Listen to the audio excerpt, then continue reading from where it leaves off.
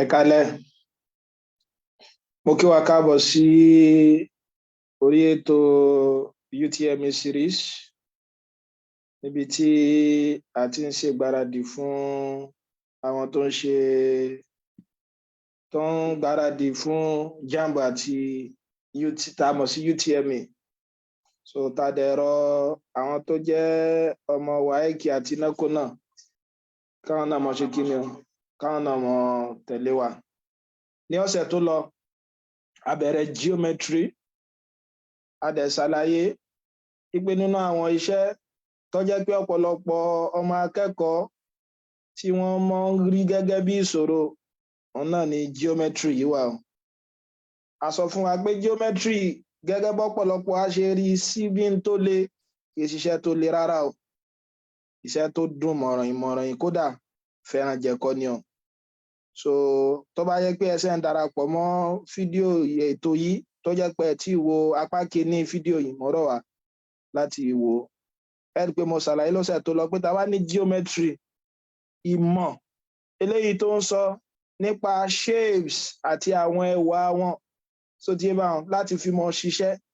òun là ń pè ní kíni o, òun là ń pè ní geometry. Mo bó ti wá bá wọn. Mo dẹ̀ sọ fún wa pé geometry ó lè pín sí méjì. A ní plane geometry, a dẹ̀ sì lè ní kíni o, a lè ní solid geometry. Mo sọ fún wa pé tó wáyé pé plane geometry òun náà ni àwọn bíi flat surfaces yẹn, àwọn eléyìí tó yẹ pé a lè yà nírọ̀rùn síbi kíni o, sínú àwọn tákàdá wa tí a mọ̀ sí paper wa. So gẹ́gẹ́ bí àpẹẹrẹ tí bá ní lines, so plane geometry ni o, lines, circle, triangle àti bẹ́ẹ̀ bẹ́ẹ̀ lọ, plane geometry làwọn yìí. Rí solid geometry òun náà ni pé kíni o, tá a bá ń sọ̀rọ̀ nípa 3 dimensions,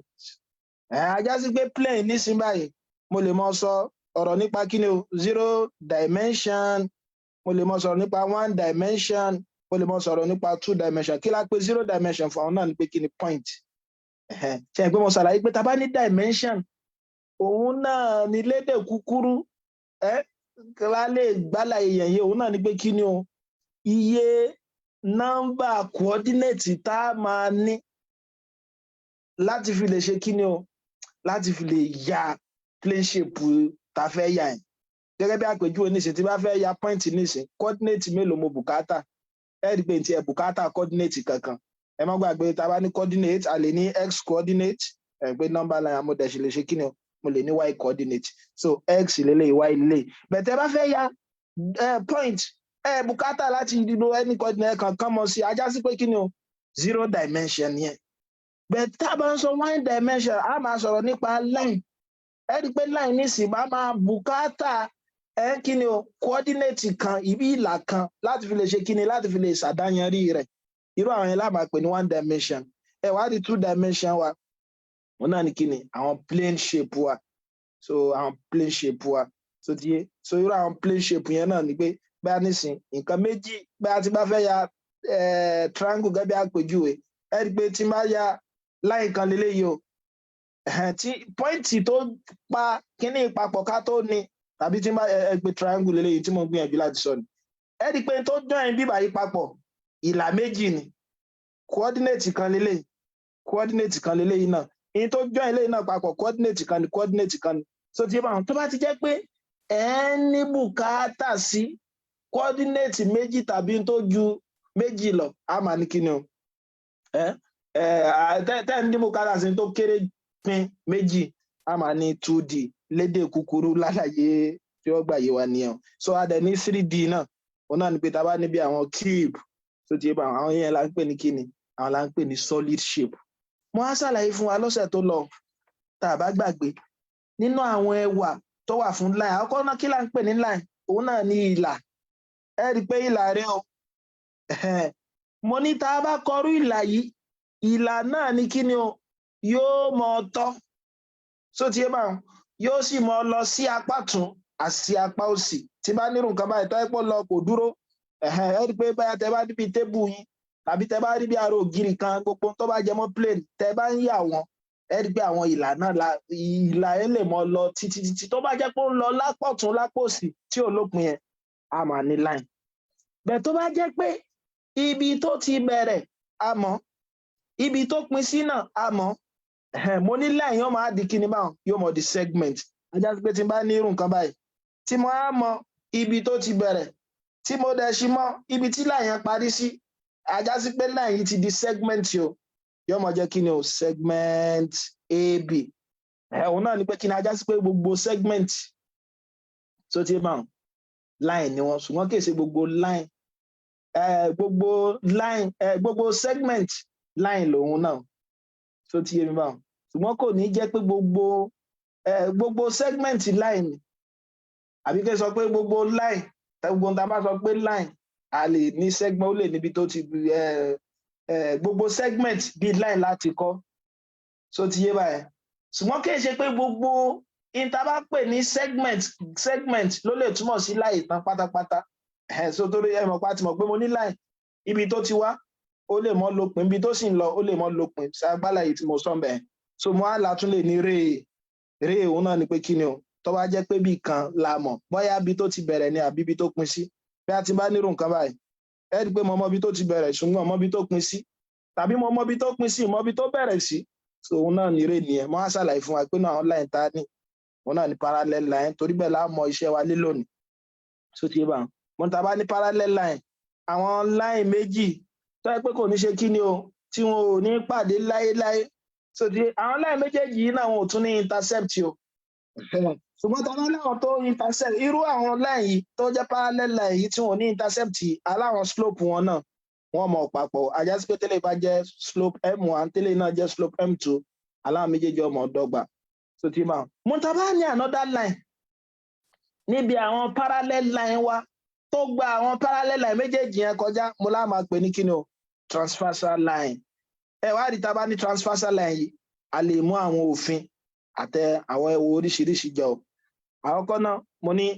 angle kan lélẹ̀ angle kan lélẹ̀ angle kan lélẹ̀ angle kan lélẹ̀ angle kan rèé o angle kan rèé angle kan rèé angle kan rèé kápẹ́ bá pélé ní a b c d e f g h mo sọ fún wa pé àwọn tó wà àwọn angle tí ń bẹ nínú parallel line yìí c yìí d yìí e f ẹ rí i pé nínú ilé ni wọ́n wà tẹ́ bá ṣàkíyèsí bó ṣe jẹ́ pé wọ́n wà nínú ilé yẹn o a máa pè wọ́n ní kíni o interior angle a máa pè wọ́n mo rà sọ òfin kan fún wa níbi interior angle yẹn mo ní interior angle yóò mọ wà kíni o yóò mọ wà alternate so ti bá wọn so tí wọ́n bá ní nǹkan wà alternate òun náà ni pé níbi transversal line yẹn tí kan tó bá wà lápá tún bíi c báyìí so ti bá wọn tí kejì tó bá wà lápá òsì so ti bá wọn so ẹ rí pé lè wà lápá òsì c wà lápá òsì f wà lápá ọ̀tún transversal line àwọn méjèèjì dẹ̀ jẹ́ interior angle ajá sí pé àwọn méjèèjì yóò máa wà congruent so tá a fi sọ pé kí ni o c is equal to f so tí bá wọn la fi sọ pé c is equal to ẹ̀ tá a máa pọ̀ ní kí ni alternate interior angle gbogbo àwọn alternate interior angle yẹn wọ́n máa wà congruent eléyìí náà máa wà congruent sí eléyìí náà so d angle d òun náà máa wà congruent sí angle yìí ẹ̀ pé alternate interior angle náà ni wọ́n mo tún ṣàlàyé corresponding angle lélẹ́yìí àwọn ilé ìtọ́ ẹgbẹ́ wọn yọ ṣe kí ni o ní ààyè tí wọ́n yọ wà síra wọn dọ́gba ń bẹ̀ láyìn alákọ̀ọ́kọ́ ni ẹ rí i pé angle àkọ́kọ́ mo fi ṣàpèjúwe ká pé a nílé pẹ̀tẹ́ẹ̀sì pé pẹ̀tẹ́ẹ̀sì alákọ̀ọ́kọ́ rè pẹ̀tẹ́ẹ̀sì ẹlẹ́ẹ̀kejì rè òkè ní so ti ń bá ká pé òkè lélẹ́yìí ìsàlẹ̀ lélẹ́yìí òkè eléyìí lélẹ́yìí ìsàlẹ̀ eléyìí angle tó wà ní òkè eléyìí apá òsì eléyìí yóò mọ dọ́gba pẹ̀lú angle tó wà ní òkè eléyìí pẹ̀tẹ́ẹ̀sì eléyìí òkè eléyìí angle àkọ́kọ́ apá ọ̀tún eléyìí náà ajá sí pé a yìí yóò máa wà corresponding sí e b náà yóò máa wà corresponding sí f mo dẹ̀ sọ pé tá a bá ní kí ni o corresponding angle wọ́n máa wà equal torí àkókò ibi tá a ti mọ̀ bẹ̀rẹ̀ lónìí òun náà ní kí ni o òun náà ní triangle tẹ́ ẹ bá gbàgbé ẹ rí i pé mo ti ṣàlàyé síwájú wípé tá a bá ní triangle náà polygon ni o so ti yé báwọn tá a bá ní polygon àwọn làwọn kí ni o àwọn làwọn 2D wa 2 dimensional náà ni wọn ẹ dẹ̀ mọ́ gbàgbé a ní 2 dimension yẹn ṣe ń pé kápẹ́ ń bá ní kí ni o mo ní tá a bá yí pé line 1 dimension ni so ti yé mi báwọn so tó bá jẹ́ pé mo ní 2 dimension ṣe ti get ẹ̀ báyìí ṣe pé mo lè ní bẹ́ẹ̀ bí àwọn triangle a máa ṣàdáyanrí tá a bá ń ṣàdáyanrí àwọn 2 dimension bóyá pẹ̀lú iye side tí wọ́n ní tàbí iye angle wọn a máa sọ̀rọ̀ nípa polygon òun náà ni pé plane shape kan ni wọ́n ṣùgbọ́n àwọn plane shape yẹn wọ́n mọ ní àwọn straight line tàbí ká sọ pé straight size bóyá tó bá jẹ́ mẹ́ta tàbí tó ju mẹ́ta lọ ajá sí pé kò ní mọ jẹ́ méjì mẹ́ta tàbí tó ju mẹ́ta lọ ni mo rò bó ti yé mi báwọn so ti yé so ẹ rí i pé tí n bá kọ́ nǹkan báyìí nìsín ajá sí pé polygon ni o pẹ̀lú àpèjúwe tí mo ṣe ẹ rí i pé tẹ́ bá wo àwòrán eléyìí tí mo yà yìí straight line la fi yà wọ́n straight line kan lélẹ̀ tí ń sọ ẹ̀gbẹ́ rẹ̀ tó ní straight line kan lèyí náà straight line kan lélẹ̀ yìí náà so ti bá tó wáyé pé straight line ló pa wọ́n pọ̀ báwọn tí side yẹn wá jẹ́ mẹ́ta tàbí tó ju mẹ́ta lọ àti ní polygon nìyẹn so ajá sí pé tí n bá kọ́ nǹkan báyìí so ti yé mi báwọn ẹ wo ṣé mo lè gbélé ní straight line kò ní mọ jẹ́ straight line o tàbí kò ní mọ jẹ́ polygon torí pé kí ni o torí ṣe pé straight line ló so papọ̀ ẹ gbé mo ti ní curve tí n bá ti ní curve mi ò ní mọ ní polygon mọ́ yàtọ̀ sí pé polygon mọ jẹ́ straight line ó tún gbọ́dọ̀ mọ close ajá sí pé àwọn straight line yóò mọ panudé tí n bá yarú nǹkan báyìí nìsín nítòótọ́ straight line ló kó wọn papọ̀ ṣùgbọ́n straight line yóò ṣe kí ni o kò panudé ẹ̀rí pé lè ìlànà lẹ̀ kò close tí ó bá ti close báyìí náà kì í ṣe kí ni o kì í ṣe polygon ajá sí pé tí n bá yá báyìí ẹ̀rí pé kò yanu lẹ̀ mọ́ so ti yé báwọn so polygon nìyẹn káwá lọ mọ polygon wa lè pín a tún lè ṣèpín wọn a lè ní concave a dẹ̀ sì lè ní kí ni o convex so ti yé báwọn tá a bá ní concave so ti yé tá a bá ní concave òun náà ni pé kí ni o ó káwọ̀ kí n sọ pé bí ká sọ pé kí nǹkan káwọ̀ inú ta bí ká sọ pé cave ẹ mọ̀ pé àwọn ilé wa bá ṣe máa ń kọ́ ilé wa nísìn ẹ pé tẹ bá fojú wo àwọn ìlà tí ó wà nílé o ṣe pé tá a bá wo orí ceiling àbí orí àjà wa ó lè ka kíní bí pàmì ẹ lè gọra káwọ̀ inú ta tẹ bá nírú nǹkan báwọn bẹ́ẹ̀ mo nírú nǹkan báyìí máa máa pè ní kíni o máa máa pè ní concave polygon tó bá jọ cave ni pé ó ké sí kíni o ó ká wọnú so ti yé mi báwọn so tó bá ṣe kíni o tó bá ká wọ inú ilé so ti yé báwọn tó bá ká wọnú tó bá ká wá síta báyìí ẹ má bínú so ajá sí pé concave báyìí so ti yé mo lè mọ ní angle eléyìí tó yẹ pé kíni o tó bá ju 180 degree lọ ṣe pé angle tó wà ń bí báyìí àti mọ̀ pé angle on a straight line òun ni 180 ajá sí pé lẹ́yìn lè tọ́ wáyé pàǹgù irú angle báyìí mo nírú nǹkan báyìí nígbà jẹ́ kó ti kíni ó ti ká wọnú so ti yé báwọn mọ̀ ti ní concave nìyẹn bẹ́ẹ̀ convex náà ni pé kíni o òun ká wá ìta àbí ká sọ pé òun ò ní mọ ká wọnú lé irú nǹkan báyìí nìsín tí bá yarú nǹkan báyìí so ti yé báwọn àwọn eléyìí tí ó wà concave yẹn á máa pọ̀ ní convex á máa pọ̀ ní convex ajá sí pé kò ní sí àwọn angle inú ilé kan tí ó mọ ju kíni lọ tí ó mọ ju 180 degree lọ so ti máa nínú àwọn tí wọ́n tún lè pín polygon sí tọrọ dá ká gbà wọn kíní yẹn yé ká tó bẹ̀rẹ̀ ṣe wà gangan náà ni pé mo lè ní simple or complex polygon tá bá ní simple polygon tàbí complex polygon simple polygon ni eléyìí tó yẹ pé kíni o ààyè kan ló gbà tàbí kí n sọ pé boundary kan ló ní ṣe wọn pa ọmọ boundary báyà nílé yín nìsín ẹ̀yin ní kíni o ẹ ní fẹ́ǹsì kan níbẹ̀ ẹ ní fẹ́ǹsì tó ra gba ilé yín ká ibi tí fẹ́ǹsì yín dé òun náà ní boundary yín ok now ṣe lè lọ síbi fẹ́ǹsì onílé fẹ́ǹsì onífẹ́ǹsì kejì láì jẹ́ pé gba yọ̀ǹda lọ́dọ̀ wọn ẹ rí i pé ìkọjá ààyè nìyẹn o tẹ bá ti ní polygon kan tó yẹ pé boundary kan ló ní bí a mọ nírú nǹkan báyìí a rí i pé polygon kan lélẹ́yìí simple polygon ni so ti yé mi báwọn but a rí i pé báyà nírú nǹkan báyìí ẹ wo ẹ rí i pé mo ti ní ju boundary kan lọ boundary kan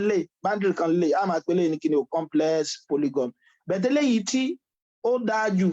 èyí tá a máa lò lọ́pọ̀lọpọ̀ jù so náà ní kíni o àwọn simple polygon wa torí òun ni àwọn òfin tá a mọ̀ lè ṣiṣẹ́ fún káwa lọ mọ̀ ẹ pé mo sọ fún wa pé tá a bá ní polygon òun náà ní pé kíni o plane shape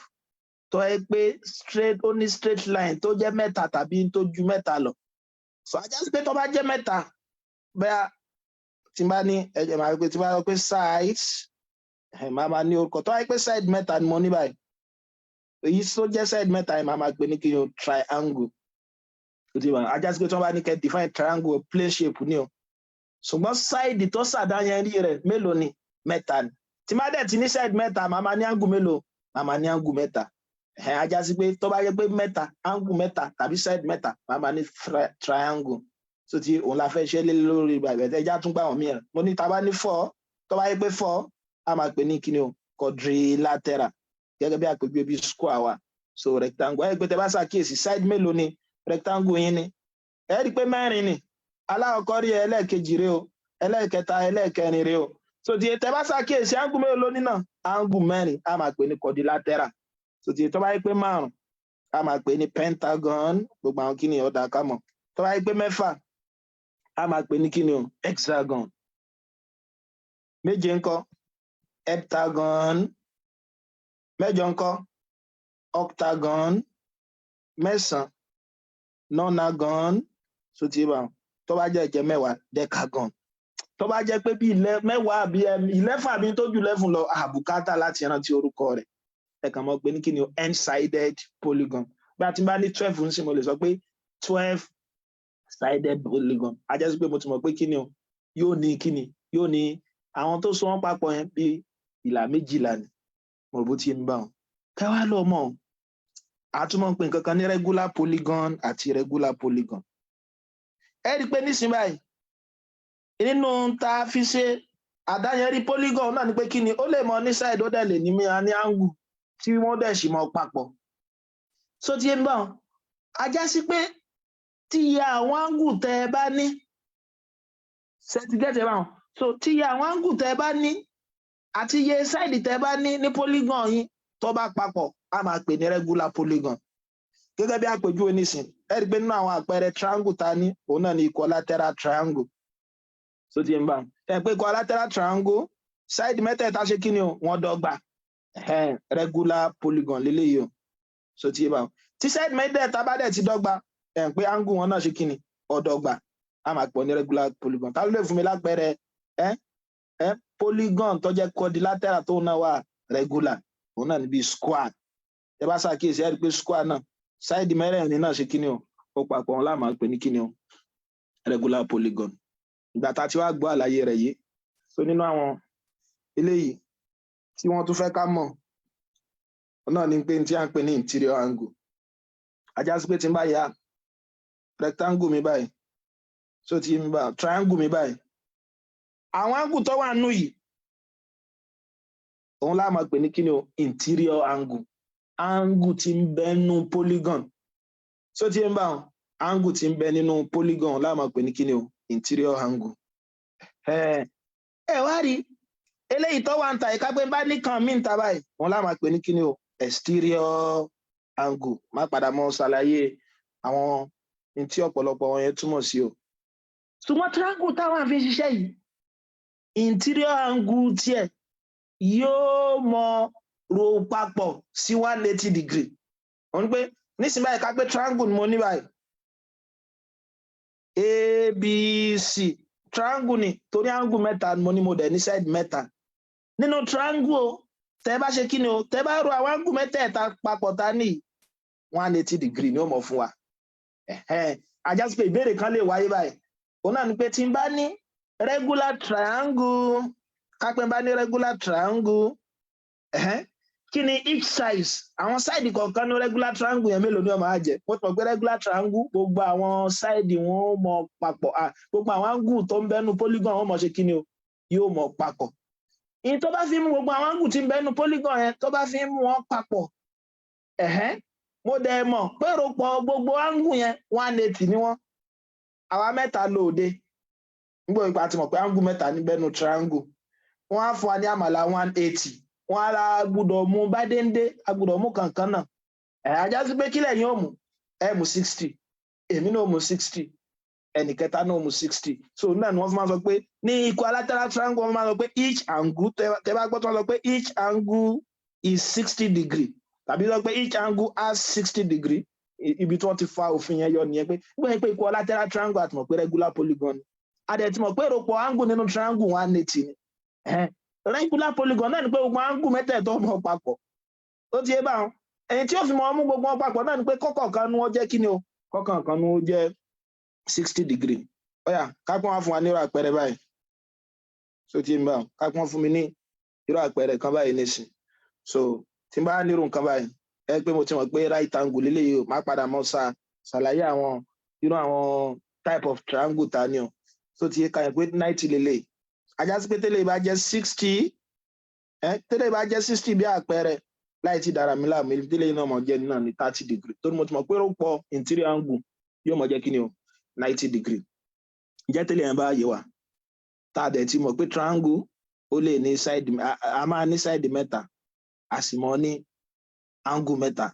a sì ti mọ̀ pé angle triangle tá a bá rò wọ́n papọ̀ yóò mọ̀ fún wa ní 180 degree kò gbúdọ̀ ju 180 degree lọ so tí yẹn bá wọn kò gbúdọ̀ ju 180 degree lọ àwa lè mọ̀ fún àwọn triangle wa lórúkọ bóyá pẹ̀lú side tí wọ́n ní tàbí pẹ̀lú angle wa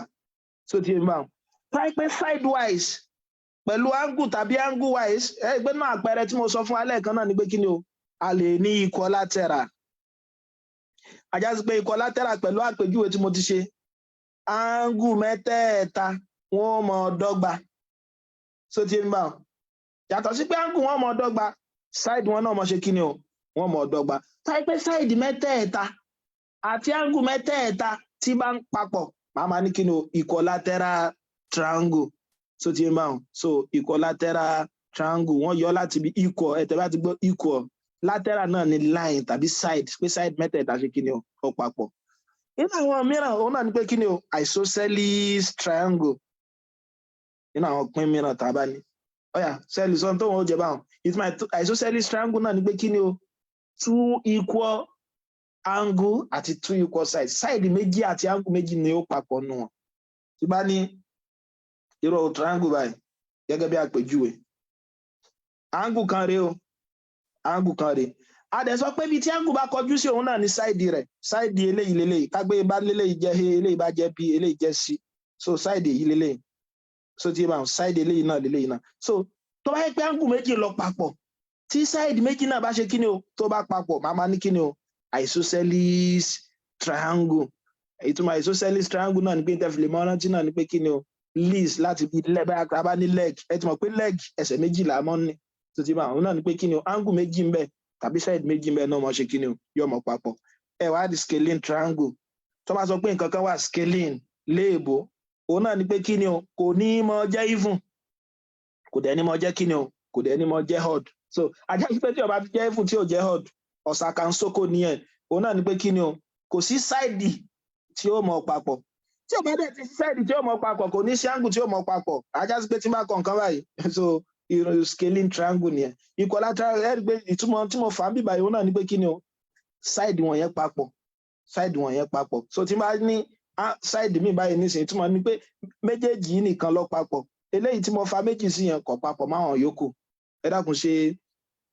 agbálàyé yẹn yé ìgbà tá a ti wá mọ̀ pa lè pọ̀n sí equilateral isosceles scaling triangle so ti bá wọn a tún lè ṣàdáyanrí triangle pẹ̀lú iye angle tí wọ́n ní a lè ṣàdáyanrí triangle pẹ̀lú iye angle tí wọ́n ní gẹ́gẹ́ bí àpèjúwe nísìn tí n bá ní angle inú triangle mi angle eléyìí tó bá jẹ́ pé kí ni o tó bá ju 0 lọ ṣùgbọ́n kéré sí 90 degree partial inequality less than lélẹ́yìí tó bá less than 90 degree a máa pè ní kí ni o acute angle a máa pè ní acute angle triangle so tí yé máa so tí yé so then tó bá yẹ pé nínú triangle yẹn o mo ní kí ni o mo ní right angle náà ni pé kí ni tó bá jẹ́ pé angle kan wà ń bẹ̀ tó jẹ́ pé 90 degree irú eléyìí 90 degree ni so tí a máa pè ní kí ni o right angle so tí mi wà so a tún lè ní kí ni o obtuse angle nínú triangle wa so obtuse angle náà ni pé kí ni o angle tó bá ju kí ni lọ tó bá ju 90 degree lọ obtuse angle ṣe lè ní reflex angle nínú triangle a lè ní reflex angle tó láti mọ̀ pé ìròpọ̀ triangle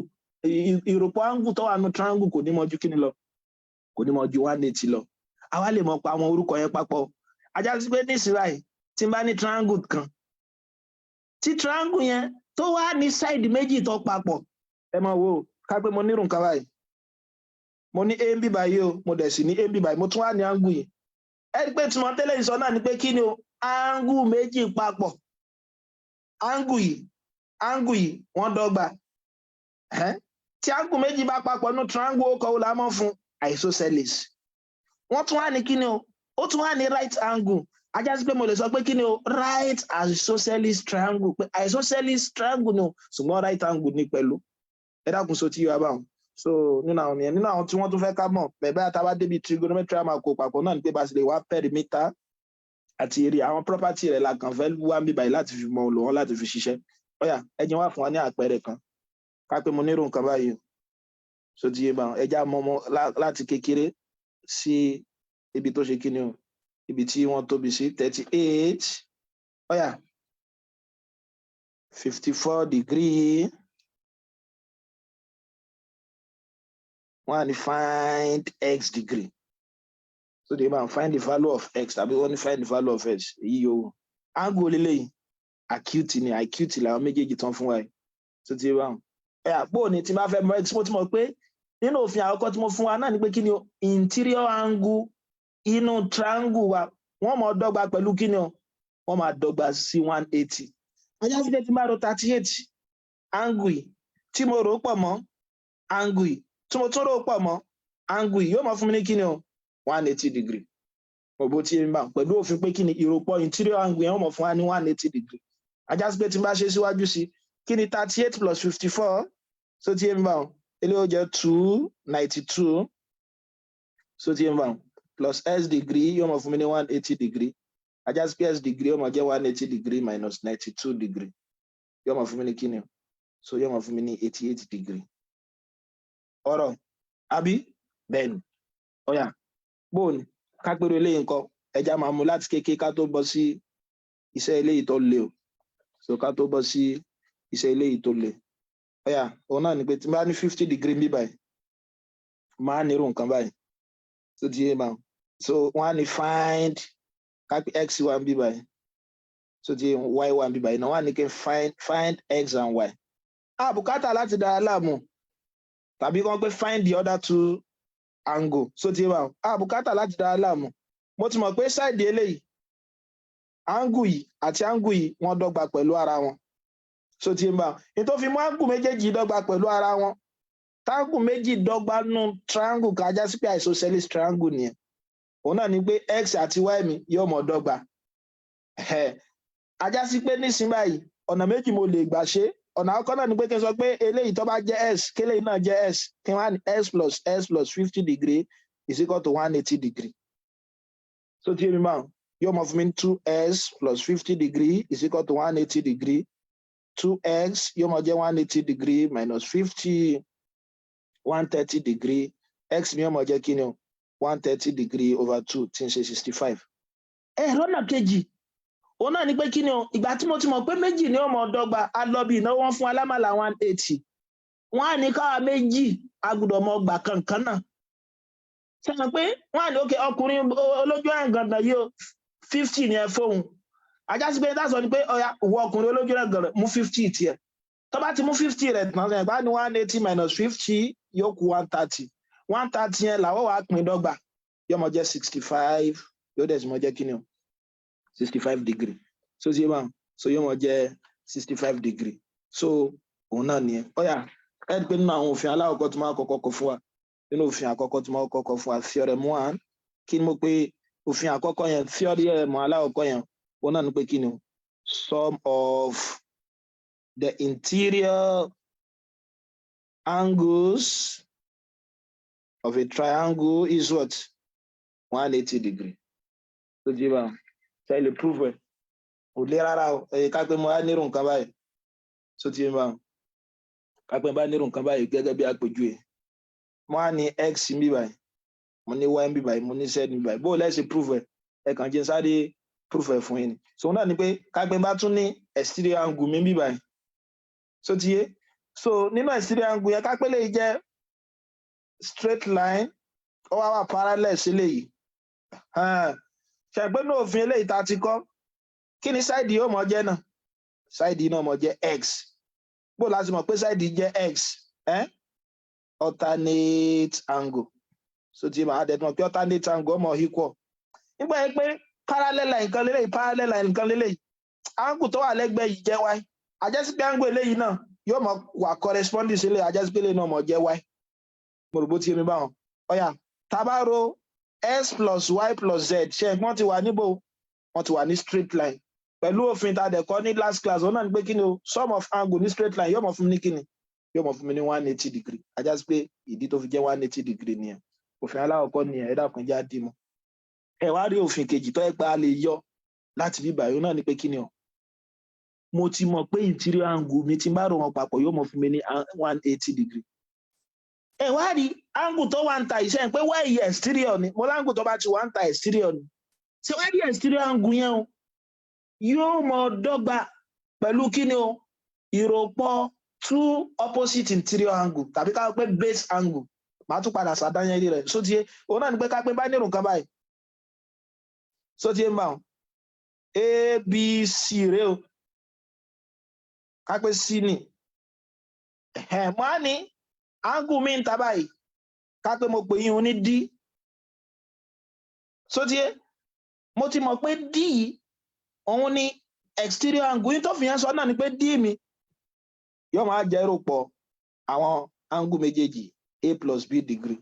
so opposite interior angle ẹ dákun agbọ́ àlàyé yẹn yé ẹ dákun ẹ di àwọn òfin yẹn mú un lẹ́mọ̀ lò púpọ̀ jù ọ̀yà ẹ jẹ́ fún alápẹ̀rẹ̀ kan nínú àwọn ìbéèrè JAMB kan a nírò nǹkan báyìí o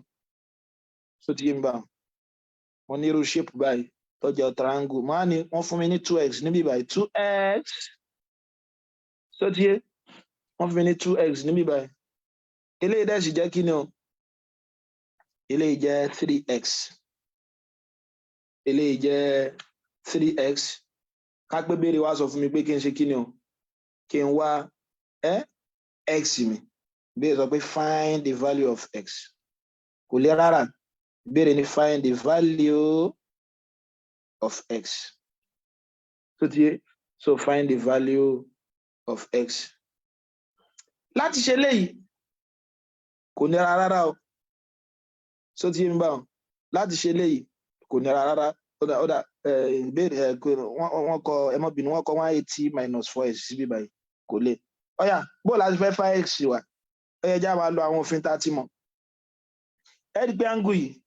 tẹ bá ṣàkíyèsí mo ní ta bá ní x angle òun mo pè ní kí ni o vertically opposite angle kí dẹ̀ ni vertically opposite angle wọ́n wà equal ajá sí pélé ní ọmọ jẹ́ 2x bó láti mọ̀ pé ó jẹ́ 2x náà ẹ já mọ̀ nímọ̀ ẹ̀ká pa pélé ní angle a eléyìí jẹ́ c eléyìí jẹ́ b so ti ń bá wọn ajá sí pé angle ńgbà ìpele la fẹ́ mọ̀ angle acb mi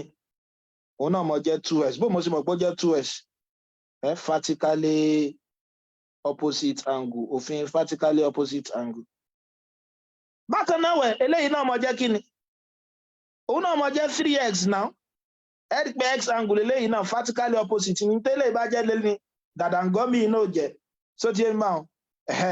ajá sí pé angle bc angle bac mi yóò mọ jẹ́ kí ni o òun náà mọ jẹ́ 3x tó ti yé wa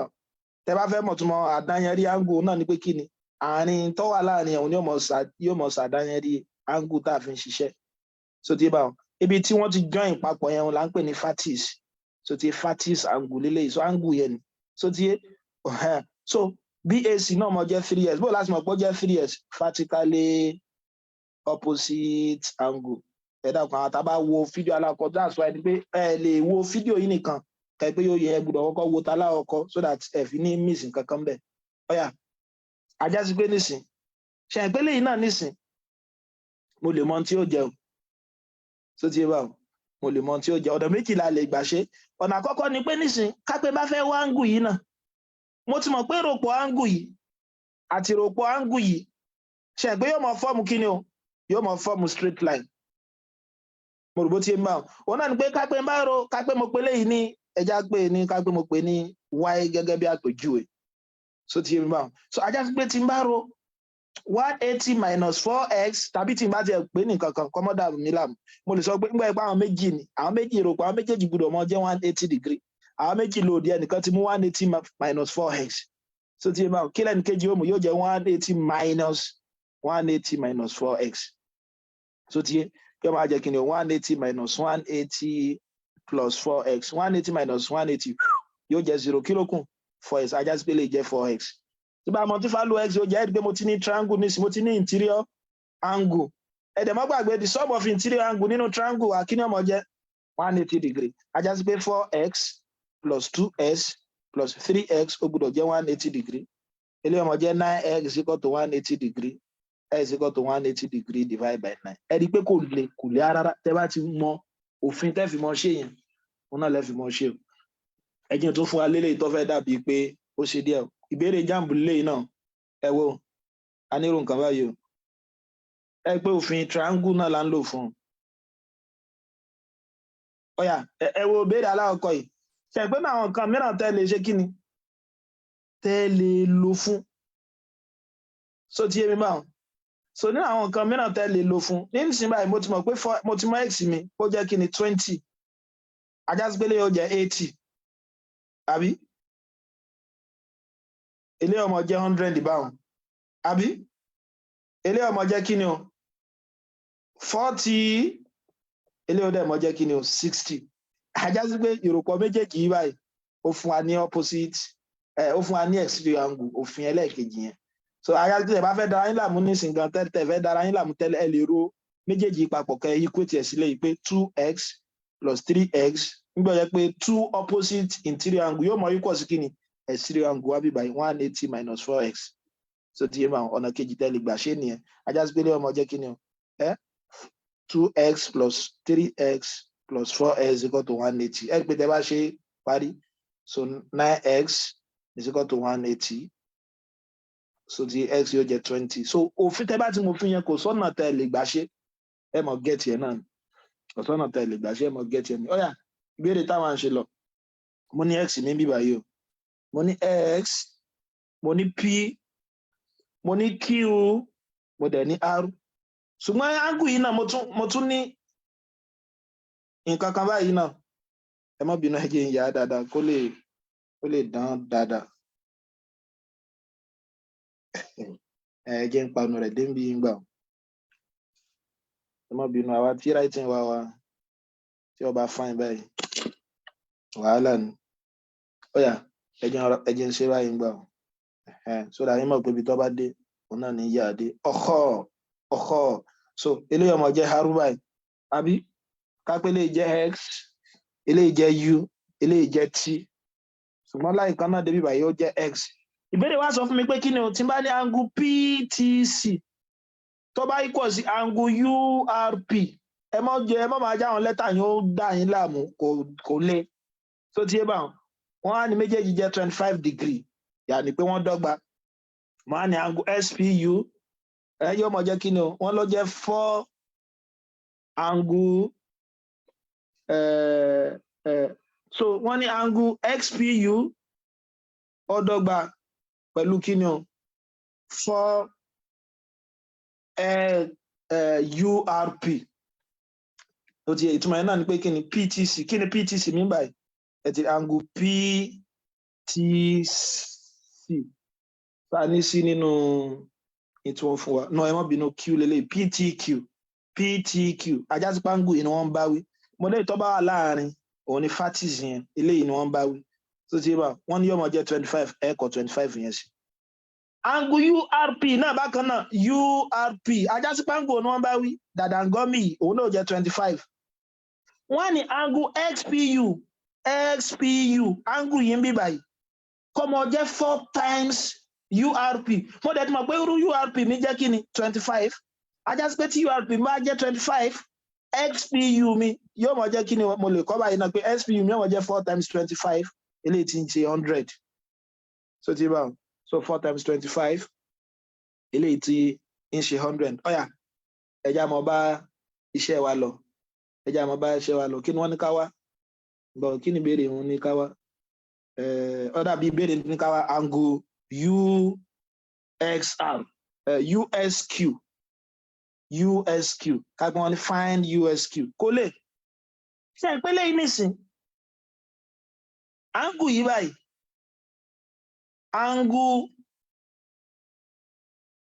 angle bẹ́ẹ̀ tí bá angle RPU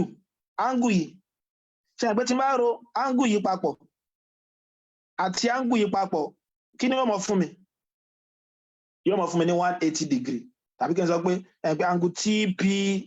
gbẹ̀gbẹ́ TPQ yìí TPQ òun lélẹ́yìí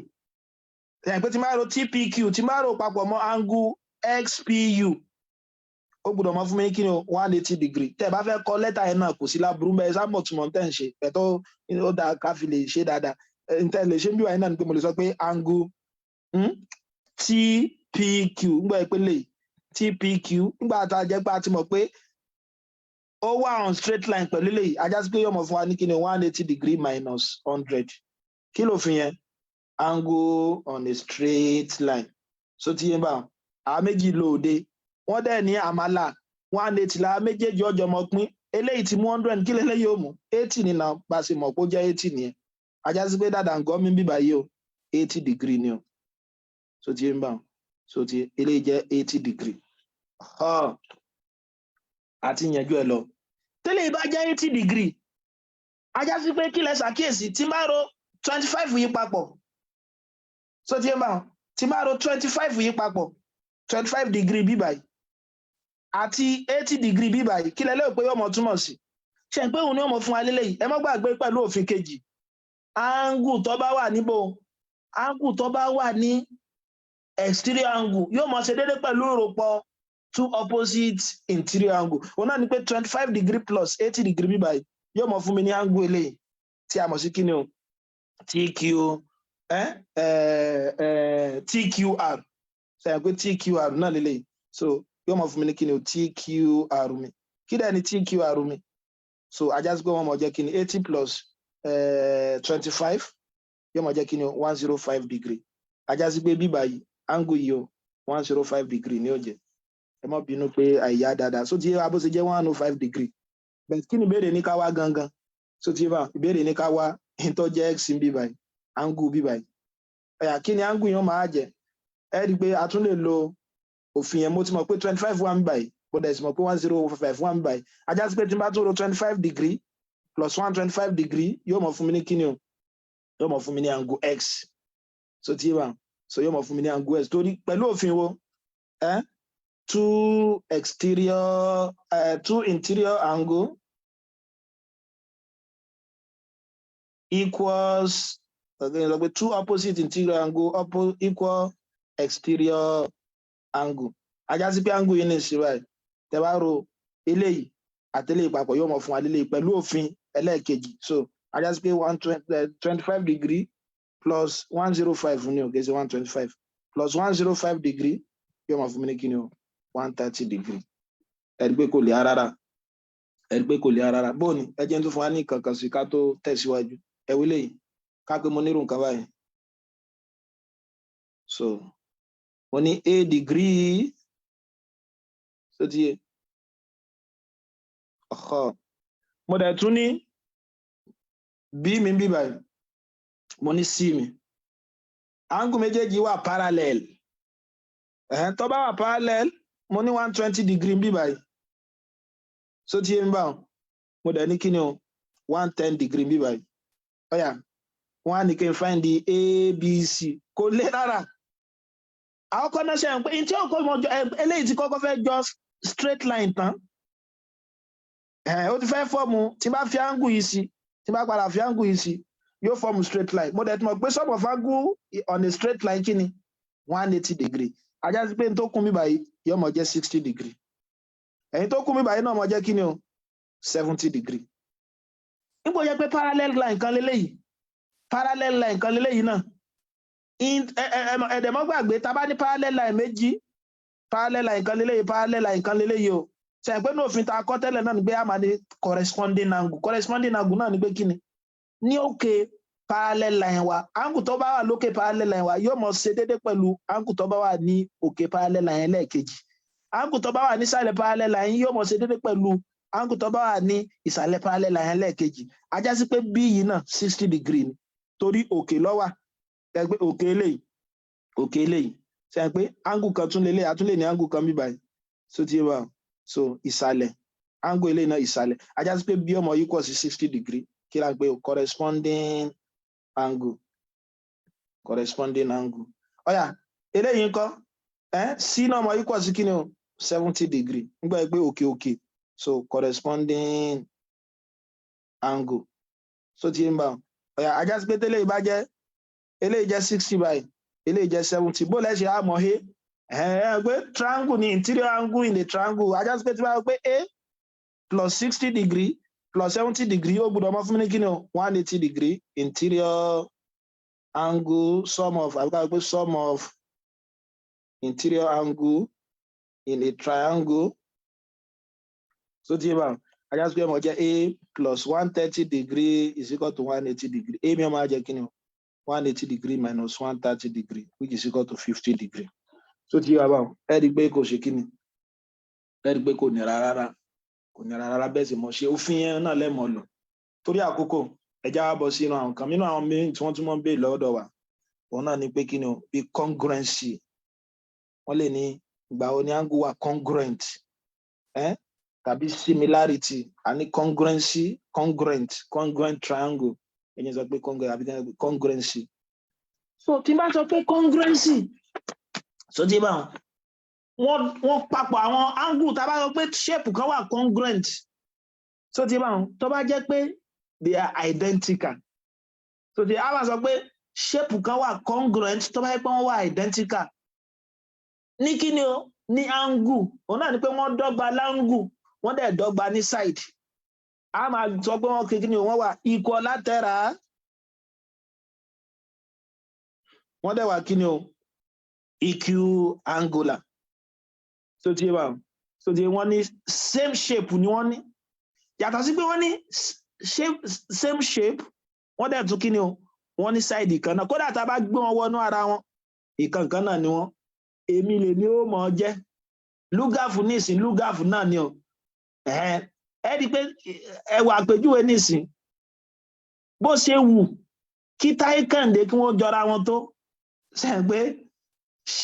a níbi kan tó ti ṣàdáyanrí wọn wà congruent so tí bá ẹnìkan náà lẹ́nìkan mọ̀ jẹ́ so tí bá ẹnìkan òun náà lẹ́nìkan mọ̀ jẹ́ wọ́n gbọ́dọ̀ wà equal in all respect so tí corresponding angle wọ́n gbọ́dọ̀ wà equal so side wọn náà gbọ́dọ̀ ṣe kíni o gbọ́dọ̀ wà equal kódà gbẹ bá yí ipò òun náà ni ṣe pé tí wọ́n bá mú fọ́tò mi náà nísìn tàbí kí tí n bá ka ẹsẹ̀ kò àbí pò ṣe òkè ṣe tó èmi náà mọ̀ ṣe kíni o èmi náà mọ̀ á jẹ so tí gẹ́gẹ́ mo ti sọ tábà ní congruent triangle ńgbà tá a ti mọ̀ congruency a mọ̀ pé yóò mọ̀ dọ́gba láyé káyé lọ́nà kọ́nà ajá sí pé màmá ní congruent too màmá sọ pé triangle méjì wà congruent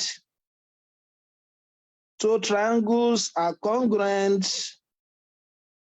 tó bá jẹ́ pé wọ́n ṣe kíni o if they have the same shape yàní pé triangle náà ni ẹ lè sọ pé léyìí àti léyìí wọn ò lè wà congruent láìláì tó léyìí triangle léyìí quadrilateral wọn papọ̀ ọmọlé kan náà kọ́ ni wọ́n so pé wọ́n gbọ́dọ̀ jọ ní the same shape and size àwọn náà ń pé kíni o wọ́n wà equilateral wọ́n dẹ̀ mọ̀ wà ní kíni o equiangular tó bá ní equilateral náà ní pé kíni o wọ́n mọ̀ ní side kan náà ẹ má bínú pẹ̀lú ìmọ̀ tí gègé ìfín sí rẹ̀ so wọ́n ẹ̀jẹ̀ ń pààrọ̀ rẹ̀ so wọ́n mọ̀ ní kíni o equilateral yóò dẹ̀ tún mọ̀ jẹ́ kíni o equiangular wọ́n mọ̀ ní angle kan náà so ti ajá sí pé tí n bá nírò nǹkan báyìí pé mo tiẹ̀ ti kọ́kọ́ ní triangle náà so ti mo lè mọ ronú bóyá yóò bá wà congruent pẹ̀lú triangle mìíràn ẹ mọ wo ohun tí mò ń sọ lélẹ́yìí o á pé mo nírò nǹkan báyìí nìsín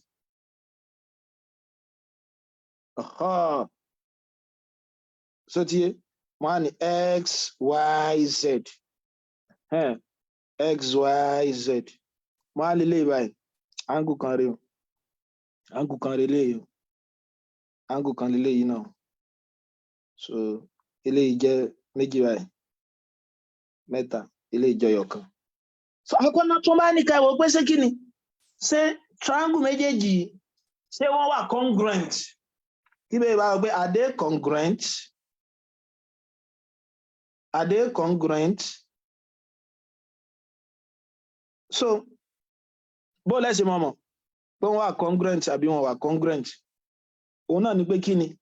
tó bá jẹ́ pé wọ́n jẹ́ the same shape ọlọ́run ṣeun shape kan náà ni wọ́n triangle kan náà ni wọ́n side wọn dẹ̀ ṣe kí ni o side wọn gbọ́dọ̀ dọ́gba so ti ń bá wọn àyà sí pé triangle méjèèjì yóò máa wà congruent tó bá jẹ́ pé side àbángún wọn bá dọ́gba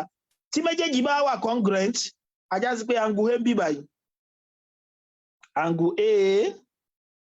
A ẹ pé angle A lélẹ́yìí kí ló dọ́gba pẹ̀lú ń bì báyìí yóò máa dọ́gba pẹ̀lú angle Y ẹ pé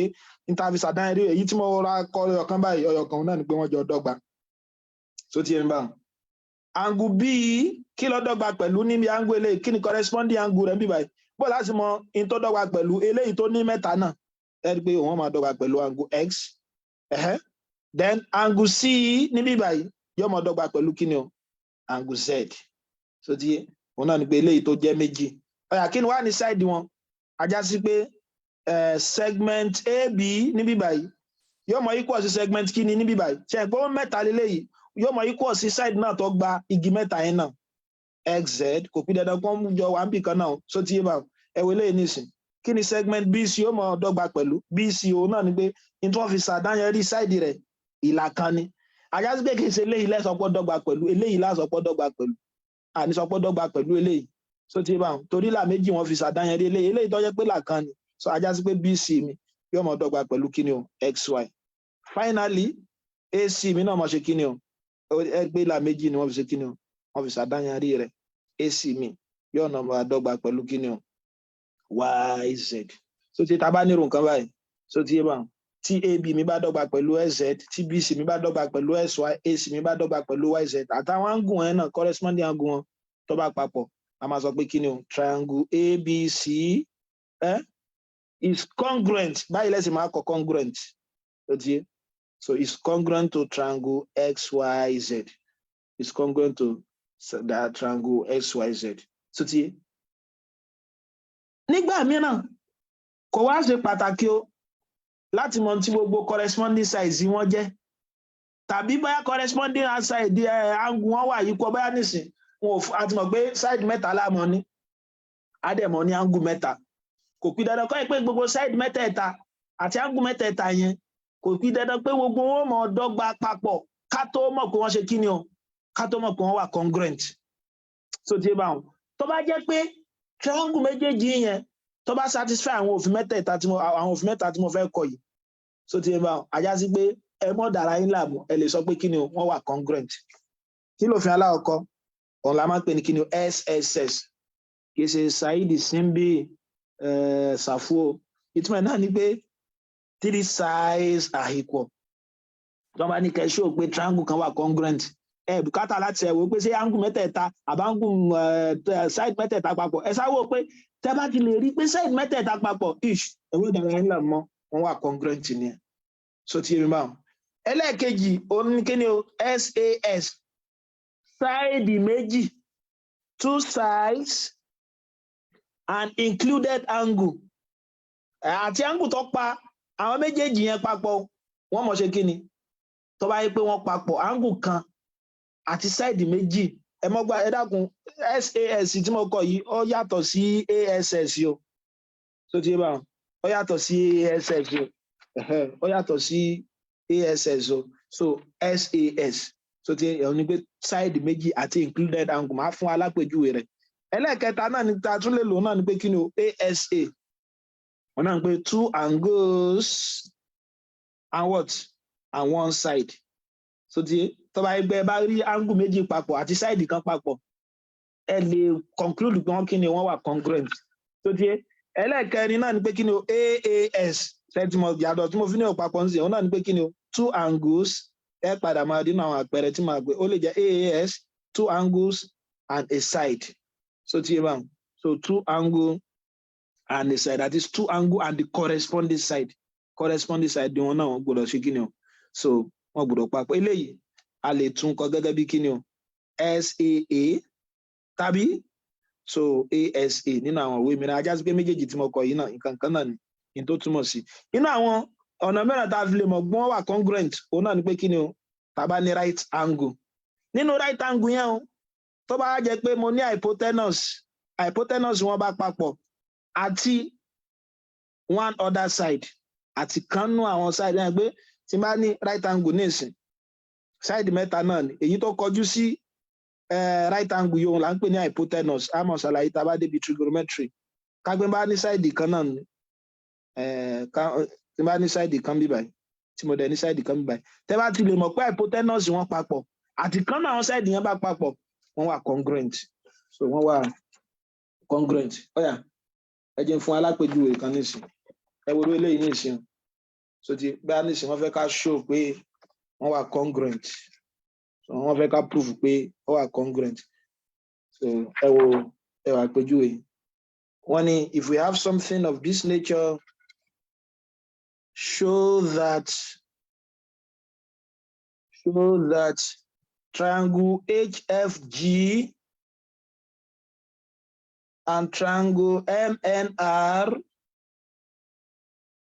are congruent. So so they are congruent. Ṣé pé mo lọ́nà mi tí wọ́n lè ta lè gbà kọ́ òun náà ní bí kí n sọ pé báyìí triangle HFG àbí kí wọ́n ara yí ìlànà sí ta báyìí triangle MNR ìyá ni pé àwọn méjèèjì ṣe kí ni o wọ́n are congruent. Ẹ wá wo triangle yẹn tí wọ́n fún wa ṣé pé náà òfin congruency òun náà ni pé kí ni o mo lè prove tí bá lè re-establish pé side mẹ́tẹ̀ẹ̀ta wọ́n bá papọ̀ wọ́n wà congruent nìyẹn kódà kí n mọ̀ mọ́ àwọn táǹgù wọn bá jẹ́ tí bá lè prove pé side méjì àti angle kan bá papọ̀ wọ́n wà congruent nìyẹn tí bá lè prove pé angle méjì àti side kan bá papọ̀ wọ́n wà congruent nìyẹn tí bá lè prove pé angle méjì àti one side bá papọ̀ wọ́n wà congruent nìyẹn ìgbín náà ni pé tí bá ní right angle tí hypotenuse bá papọ̀ hypotenuse alákọ̀ọ́kọ́ bá papọ̀ mọ́ hypotenuse ẹlẹ́ẹ̀kejì tí hypotenuse kí là ń pè ìkànnà àwọn sáìdì yòókù tí wọ́n bá papọ̀ ajá sí pé kí ni o a máa sọ pé wọ́n wà congruent bó la ṣe wá prove ẹ̀ wọ́n fún wa nírò nǹkan báyìí a ní HG wọ́n á fún mi nírò nǹkan báyìí so ti yé mi mo ní F náà bí báyìí so ti yé mi so ti yé so a nírò nǹkan báyìí RN so ti yé báyìí a ní RN ọ̀yà bó lẹ́ ṣe proof ẹ̀ báyìí tẹ́ bá fẹ́ ṣe ẹ lè kọ statement so ti yé reason so ti yé so statement reason ẹ pé nísìn ẹ mú bí báyìí mo lè sọ pé angle AH is congruent to angle M ṣe pé angle ni wọ́n so ti yé báwọn ẹ rí i pé wọ́n fún wa àbí ẹ̀kọ́ tó bá yẹ wọ́n fún wa níbẹ̀ á sọ pé given so ti yé then bí báyìí náà mo lè sọ pé NR is congruent to what kí ni NR congruent pẹ̀lú ó congruent pẹ̀lú GF wọ́n fún wa níyùn náà ní given so ti yé mi báwọn ọ̀yà lẹ́yìn rẹ̀ bó lẹ́ṣẹ̀ àyè ṣe ìtẹ́ àkọ́ lẹ́yìn rẹ̀ náà ni pé kí ni ajá sí pé triangle HFG so ti yé mi báwọn is congruent to what triangle MNR bó mo ṣe mọ̀ pẹ̀lú òfin méjì alákọ̀ọ́kọ́ yìí A and B ẹ wá fi kí ló kọ ẹ pé òfin yẹn sí kí ló fi yẹn right hand side so ti yé báwọn sọ pé right angle ni a ní pé hypotenuse kan tàbá ti rí hypotenuse wọn tó papọ̀ àti kan náà àwọn side yẹn bá papọ̀ òun ni ẹ so pẹ̀lú property A àti B pẹ̀lú property A àti B so ti yé báwọn A and B ọ̀yà ẹ wo eléyìí nísìnyí ká gbọ́n fún wa nírú nǹkan eléyìí ká gbọ́n bá fẹ́ mọ̀ pé tàbí tí n bá fẹ́ mọ̀ pé irú congruency wo leléyìí ni ẹ wo eléyìí o ká pé mo nírú nǹkan báyìí ṣé lè ṣàlàyé irú congruency tẹ́lẹ̀ yìí ní fún mi mo nírú nǹkan báyìí ABC kí n tún ní kí ni o DEF máa nírú nǹkan báyìí ṣé lè ṣàlàyé irú congruency tẹ́lẹ̀ yìí ni ọ̀yà triangle ABC ó wà congruent sí triangle DEF so ti bá torí pé kí ni o A correspond pọ̀ mọ́ kí ni A correspond pọ̀ mọ́ D ẹ̀tìrì A correspond pọ̀ mọ́ D C náà correspond pọ̀ mọ́ F bóò la ṣe mọ̀ ẹ mọ́ dára ńlá angle ni ẹ̀wọ̀ ilé ní ìsìn ṣe àgbẹ̀ angle D ni angle A ni kí ni side rẹ̀ BC kí ni side eléyìí náà EF ṣe àgbẹ̀ méjì náà ajá sí pé mo lè sọ pé angle A is equal to angle D tí angle A bá dẹ̀ papọ̀ mọ́ angle D BC mi is also equal to what EF kí lẹ ṣàkíyèsí mi báyìí náà AC òun náà equal sí kí ni o DF AB òun náà equal sí kí ni o DE side mẹ́tẹ̀ẹ̀ta papọ̀ kí la ní SS ajá sí pé ABC triangle ABC yóò mọ papọ̀ mọ́ kí ni o triangle DEF pẹ̀lú òfin wo pẹ̀lú SSS ẹ dákun sójú wa báwọn so pẹ̀lú SSS ọ̀dà bọ́ọ̀ ní kágbéró eléyìí náà wọ́n fẹ́ kẹ́ ló ń kọ́ torí wọ́n lè fún wa papọ̀ separate ẹ jẹ́ fún wa ní kápẹ́ wọ́n fẹ́ torí àwọn àǹfààní àwọn wáìkì mo fi ń ṣàlàyé àwọn eléyìí o ẹ wo irú eléyìí nìsín mo nírú nǹkan báyìí máa ní nǹkan báyìí wọ́n lè so méjì papọ̀ báyìí AD máa ní B mi jẹ́ bí midpoint so wọ́n á ní AB àti BC ó papọ̀ mọ́ra wọn wọ́n á ní if AD is congruent náà ni wọ́n lè sọ congruent pa àwọn méjì ó dọ́gba pẹ̀lú kí ni o CD AD ó dọ́gba pẹ̀lú kí ni o pẹ̀lú CD so ti ń bá wọn so AD ó dọ́gba pẹ̀lú CD B is the midpoint so ti wọ́n á ní ká prove that triangle ABD is congruent to what triangle CBD that is proof òun náà kò lè rárá kí mo lẹ́yọ̀kọ̀kọ̀ statement yẹn statement reason òfin ẹ wá sọ pé n tí wọ́n kọ́ fún yín lẹ́yọ̀kọ̀kọ̀ kí ni tí wọ́n kọ́ fún wa one AD is what is congruent to what CD ẹ kọ́ n tí wọ́n bá fún yẹn ẹ sọ pé given wọ́n fún wa yà ni pé wọ́n fún wa so ti ma kí ni wọ́n tún fún wa B is a midpoint so ti wọ́n fún wa níyẹn náà bí kí la lè rí níbí báyìí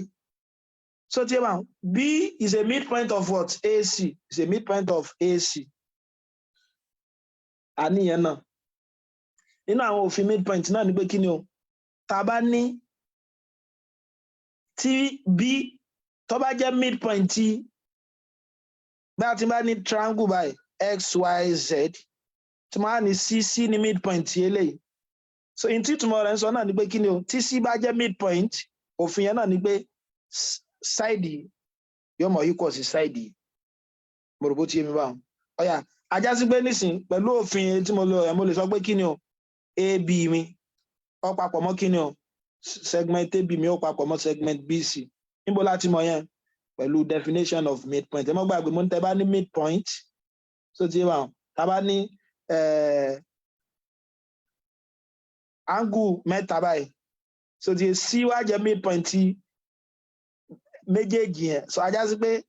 distance tó wà láàrin alákọ̀ọ́kọ́ sí midpoint yẹn yóò mọ dọ́gba pẹ̀lú kí ni o distance tó wà láàrin midpoint sí angle ẹlẹ́ẹ̀kẹta yẹn mo rò bó ti ń bá wọn ọ̀yà kí ni wàá kí lẹ lè rí mbẹ̀ yẹn so ti ẹ di pé kí ni o àtún ní BD náà ṣe ìpele yìí nìsín wọ́n dọ́gba ẹgbẹ́ right angle lélẹ́yìí mo lè ya àwọn méjèèjì gan mo lè ya wọn so ti wà mo lè ya wọn tí n bá yá mi báyìí ṣe pé bí yóò bá dáadáa gọ́mì yìí lọ tí n bá tún yá mi báyìí náà yóò tún bá eléyìí lọ ajá sí pé kí ni o BD ó common sáwọn méjèèjì mo lè sọ pé BD ẹ lè sọ pé BD is also common to what is also common to BD so tẹ́ bá nírú nǹkan báyẹn nísìn so tí bá a bá ní BD a ní side kan tó tún common sí side méjèèjì yẹn ẹ mọ̀ pé ní reflexive property náà ni pé tó máa ní reflexive property pé tí nǹkan kan bá relate ara rẹ̀ tí bá wọ pé A relate with A so tí BD náà ni BD wà congruent sí BD kí lẹ rí bẹ́ẹ̀ báyìí nísìn kí lẹ lè mú wá ajá sí pé mo lè sọ pé kí ni o ABD mi triangle ABD ó wà congruent pẹ̀lú triangle kí ni o CBD bó mo ṣe mọ̀ pẹ̀lú òfin wo SSS ṣe àpé mo ti ní side mẹ́ta mo ní side eléyìí àti side eléyìí ó dọ́gba pẹ̀lú ara wọn so ti wà so òfin alákọ̀ọ́kọ́ nìyẹn so ti òfin alákọ̀ọ́kọ́ nìyẹn AB ó dọ́gba pẹ̀lú ara wọ́n sọ fún wa pé eléyìí náà ṣe kí ni o AD wọ́n fún wa nù béèrè náà pé AD àti eléyìí náà dọ́gba so ti àwọn pé AD wà congruent sí CD B ó jẹ́ midpoint tí B bá ti jẹ́ midpoint ajá sí pé side yìí náà wà congruent sí side yìí náà so ti bá DB equals to DB reflexive property náà ajá sí pé máa ní SSS so ti bá all sides are equal 1 3 4 so ti ajá sí pé kí ni o therefore ABD is congruent to what CBD so ti bá is congruent to CBD ọ̀yà sá lè ṣe eléyìí náà ẹ jẹ́ tó fún wa ní àpẹẹrẹ mìíràn so ẹ gbé kí ni ò nira rárá ẹ máa wò kágbọ́n fún wa nírú nǹkan báyìí o so ti irú eléyìí tá ọ fẹ́ jọ irú èyí tá a ṣe tán ẹ mú nírú eléyìí so bẹ́ẹ̀ tí inú tí wọ́n fún wa ń béèrè náà ni pé kí ni o a ní MRP so níbi NRP ẹ máa ní kí ni o mo ní O ń bí báyìí mo ní O ń bí báyìí so ti yé wọ́n á ní RO is perpendicular to what MP ẹ má gbàgbé tó bá ní nǹkan kan wà perpendicular ajá sí pé ó fọ́ọ̀mù kí ni o ó fọ́ọ̀mù right angle RO wà perpendicular sí MP ó fọ́ọ̀mù right angle àbí wọ́n á ní MO segment MO is congruent to what OP MO ó congruent sí OP so ti bá ajá sí pé ó yìí yóò mọ jẹ́ kí ni yóò mọ jẹ́ midpoint pẹ̀lú òfin eléyìí tá a ti kọ́ yẹn ìbéèrè wa sọ pé prove that ẹ lè prove ẹ láì tí dára láàmú irú kí ló sọ pé ó wà congruent fún wa ṣé SSS ni ẹ rí pé RHS ni ẹ mọ̀ wo so PRO kí lẹ ṣe ajásígbé máa ní statement máa ní reasons ìdí tó fà kí ni ìdí aláwọ̀kọ́ kí ni ìjọ fún aláwọ̀kọ́ a sọ pé RO ẹ̀gbọ́n fún wa pé kí ni o RO is perpendicular to MP given mo dẹ̀ ti mọ̀ pé ibi tí right angle mi bá kọjú sí hypotenuse ni náà ajá sí pé mo ti ní kan mo ẹ̀dí mọ́wọ́ inú tó tún fún wa náà ni pé kí ni o segment MO ó wà congruent sí kí ni o OP wọ́n fún wa níyẹn náà so given so ti ìgbà tá a ti wá mọ̀ báyẹn ìgbà tí mo ti mọ̀ pé right angle lélẹ́yìí mo dẹ̀ sì mọ̀ pé right angle lélẹ́yìí náà mo mọ̀ pé ibi tí right angle bá kọjú sí kínú opposite so ti mi báwọn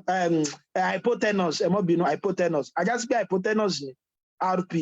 hypotenuse náà ni MR yìí náà kí lẹ lè sọ nípa rẹ̀ báwọn ajá sí pé mo lè sọ pé kí ni o MP tí ń ṣe hypotenuse MR tí ń ṣe hypotenuse mi yóò máa wà congruent pẹ̀lú kí ni o pẹ̀lú kí ni o pẹ̀lú PR nígbà yìí pé angle kan náà ló ṣe kí ni o angle kan náà ló bí wọn tàbí tẹ́ bá fẹ́ dára yín láàmú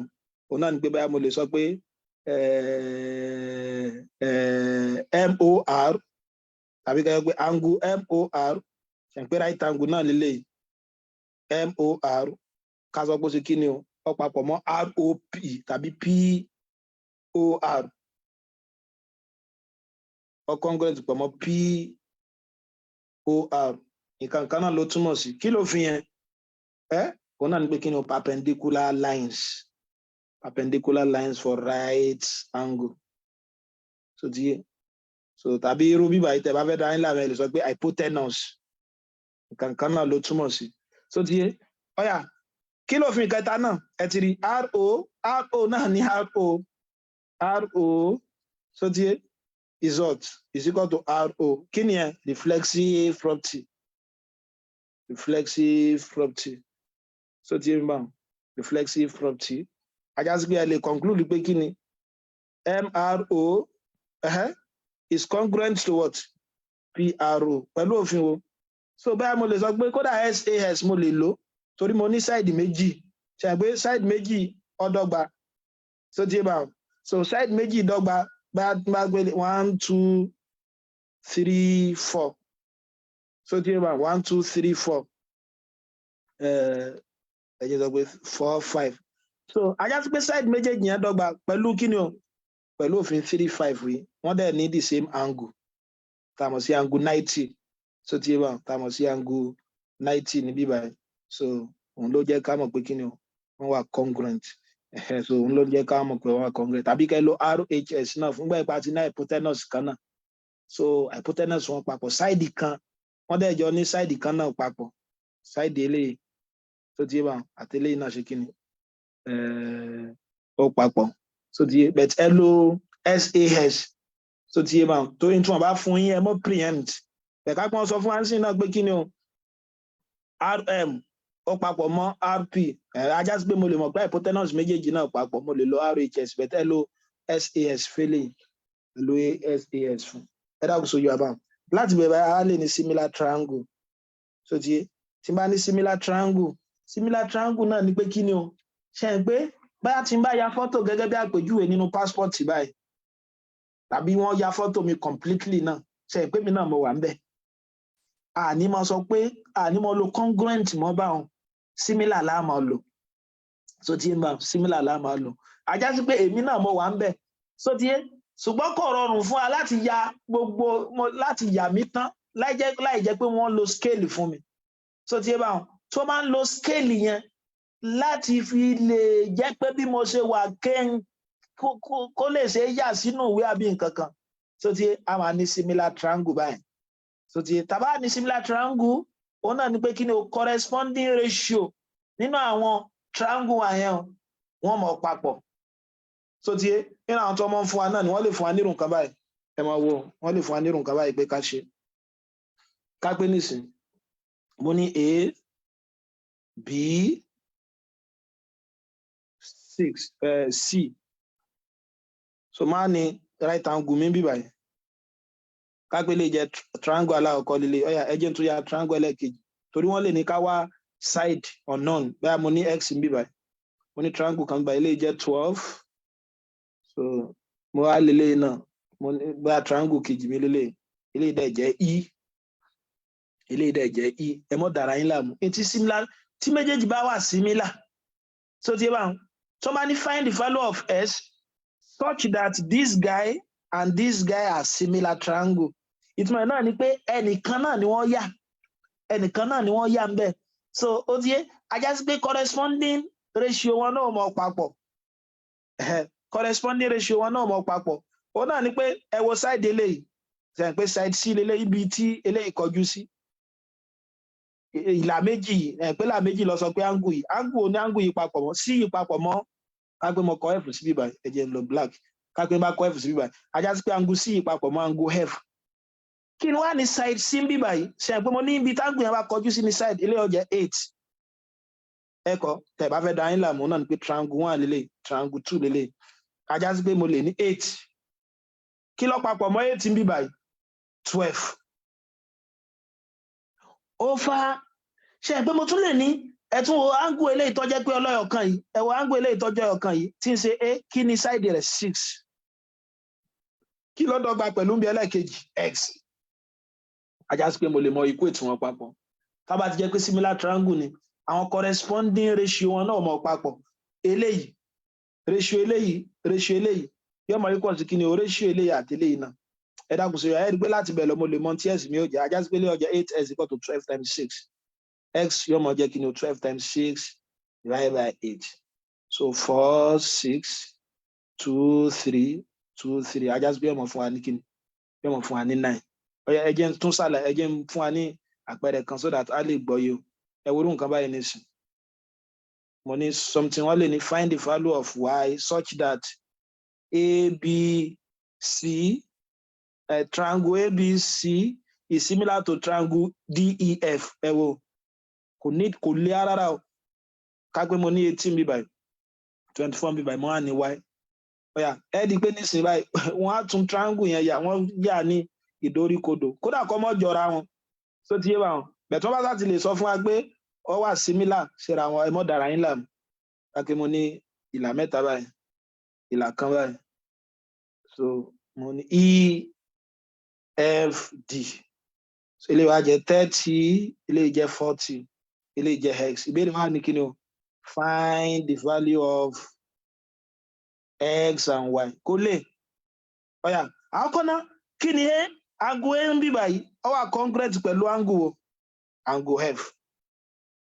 so ti ń bá angle b ó wà congruent pọ̀ mọ́ kí ni o b ẹ gbé oní ìlà méjì angle méjì eléyìí náà congruent pọ̀ mọ́ angle e so òun lẹ́yìn kọ́kọ́ mọ̀ then angle onímẹ́ta ó congruent pọ̀ mọ́ kí ni o c ó congruent pọ̀ mọ́ d ọ̀yà so àti ní similar tá bá ní similar triangle ajá sí pé àwọn corresponding ratio wọn náà mọ̀ kí ni o wọ́n mọ̀ equal ọlọ́yọ̀ kan kí ni side ọlọ́yọ̀ kan bí báyìí 24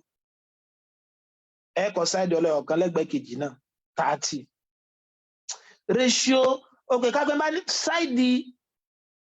oníméjì bí báyìí ṣe pé y ni kí ni side oníméjì bí báyìí náà yà níbi tí oníméjì kọjú sí bí báyìí 40 ajá sí pé mo lè lo equation yìí láti fi mọ̀ tí y mi jẹ́ ẹ̀rọ pé mo tún lè fa equation mi yọ ọ̀yà onímẹ́ta yìí níbí báyìí kí ni side rẹ̀ 18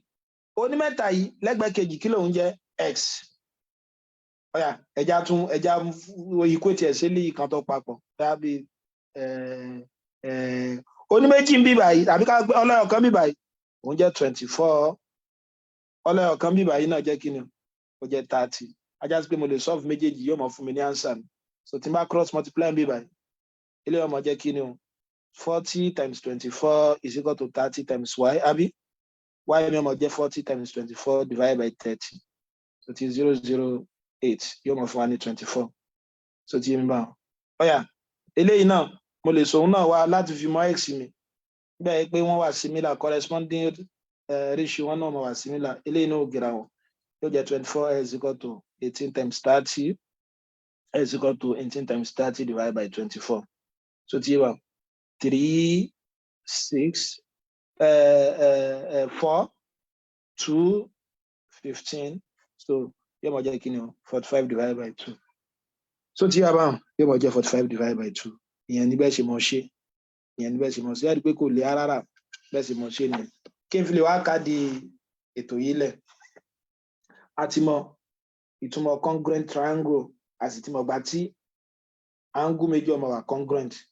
a dẹ̀ ti sọ àwọn properties triangle fún wa nínú theorem aláwọ̀kọ́ tí mo sọ fún wa náà ni pé kí ni o interior angle sum of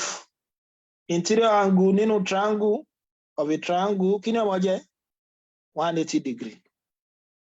nínú àwọn òfin mìíràn eléyìí tí mo tún ṣàlàyé fún wa náà ni pé kí ni o exterior angle is equal to what to sum of two opposite interior angle pàtíṣẹ́ lórí rẹ̀ opposite interior angles wá di mo fẹ́ mú òfin kan náà yọ but níbi òfin tí màá mú ọyọ yẹn màá yọ láti bí isosceles triangle wa màá fi ṣiṣẹ́ kan sí fún wa ká fi káàdì rẹ̀ ńlẹ̀ tó ti bá pé tá bá ní isosceles triangle mo ti ṣàlàyé fún wa pé isosceles triangle yóò mọ ní side méjì o yóò dẹ̀ sì mọ ní angle méjì tó ti bá angle méjèèjì yẹn yóò máa wá intercept níbi tí a pè ní kíni o point tí a ń pè ní facies ẹ máa wò ẹ gbóhùn kápá ní triangle kan báyìí tí méjèèjì tó bá equal síra wọn angle kan ní o BC so ti ń bá wọn eléyìí òun là ń pè ní kíni facies ibi tí àwọn angle méjì